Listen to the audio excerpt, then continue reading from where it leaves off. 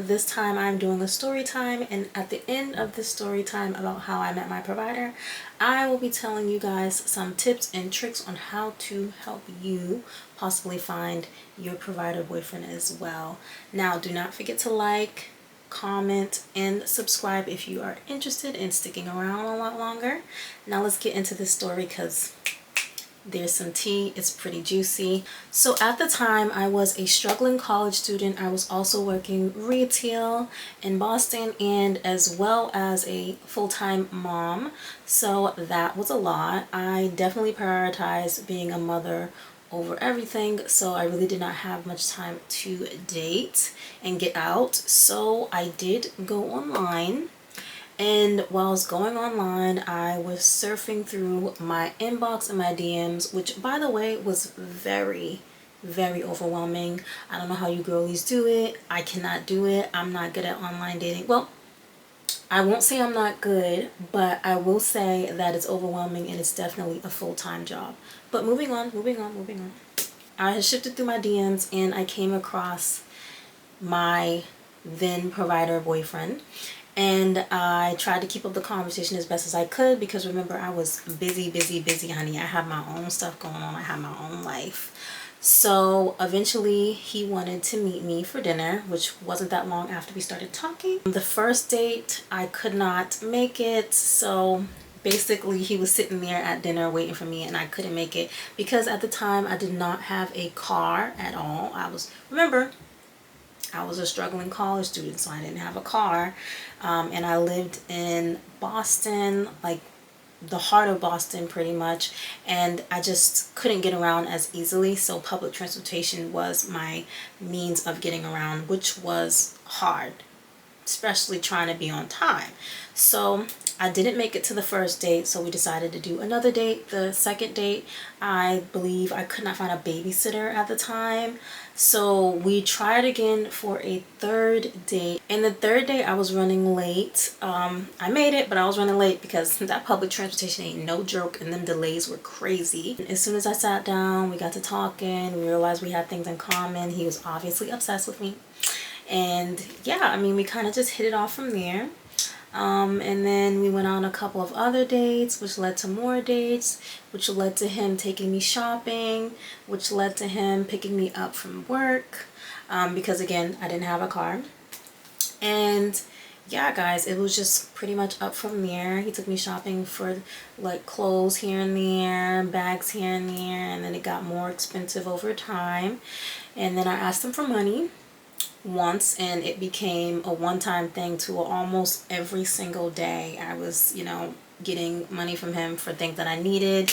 Whenever I asked, he was pretty much there for the most part. He came through for me. Yeah, guys, that's pretty much my story. I met him online. Do I recommend online these days?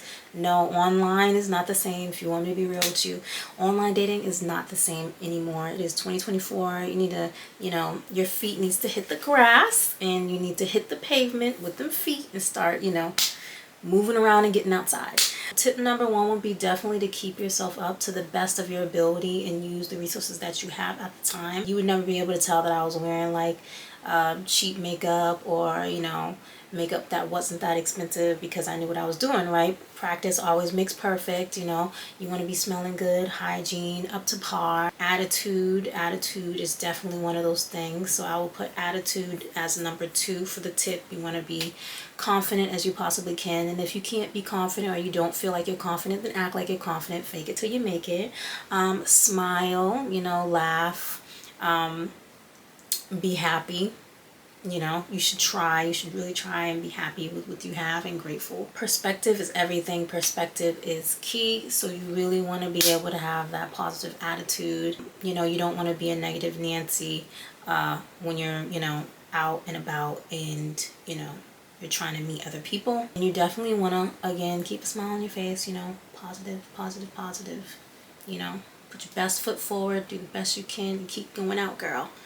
Third advice I would give you is to obviously have your own life, have your own stuff going on for yourself. When I ended up meeting the provider boyfriend that I had, obviously I had way too much going on, like a lot, I was a bit overwhelmed, but I got through it in that period of my life, and it was all well worth it, right? But I didn't give up, you know. I still, you know, dated, you know, I put myself out there. I was very open-minded, although online dating can be scary.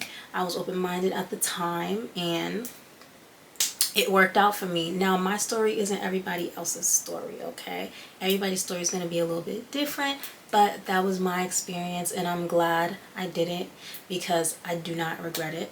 Yeah, so definitely have your own life, have stuff that you're doing for yourself, keep yourself busy so that when you do find that guy, you're not just, you know, hovering around him, trying to see him all the time, being all up under him like he don't got a job, he don't got a life.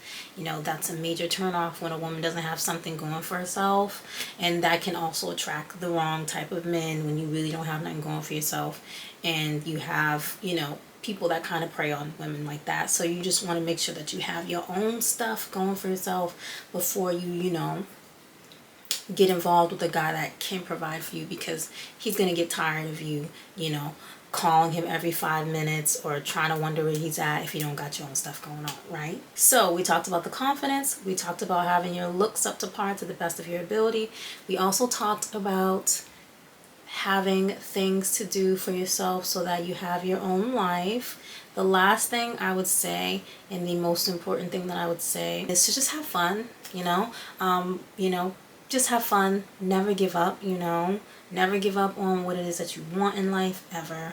And I can definitely say that because I've been through trials and tribulations. So I would say don't ever give up. If you want something, I'm telling you, if you're consistent, right, and you're good at it, you know, and you like perfect your craft, and you're always learning, and you're always trying to better yourself, and you're always trying to find new ways to, like, you know, improve. And this is just like life advice too as well, just not dating. You know, you're going to, you know, you're eventually gonna get there. So I would say consistency is key, you know. There's nothing wrong with switching it up, so always be open-minded as well. And you guys should be great. I hope this helps you. I know some of you guys were asking me about my personal life and my personal business, so here's my business. I'm giving y'all my business. I'm giving y'all the tea. I hope you guys enjoyed this, and I guess I'll see you guys in my next one. Bye.